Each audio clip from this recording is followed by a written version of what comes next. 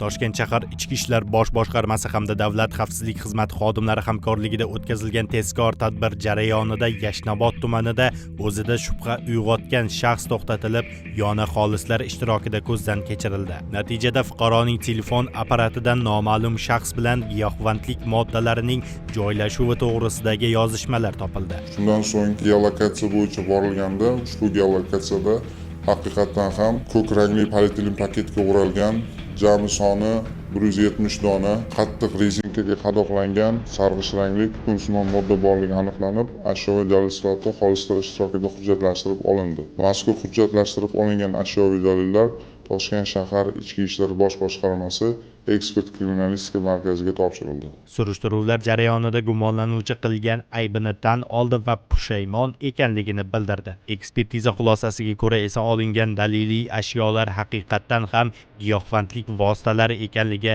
tasdiqlandi. Instagram sohada ish haqida ma'lumot ko'rib qoldim. Telegramga o'tdim.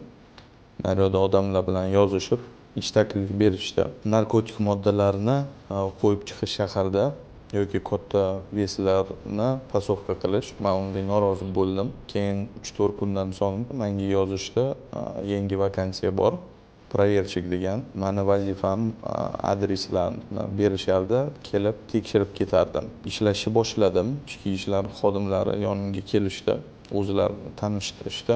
Keyin telefon bergandan keyin Telegramga kirishganda peripiska chiqdi. Peripiska kurator bilan adresga chiqdik. Adresga borganimizdan keyin naryoqda selofan paketga ko'k rangli ves chiqdi. O'shani tekshirishganda ochishdi bir donasini, ichida zip paket chiqdi 170 dona. Men qilgan ishimdan juda pushaymonman.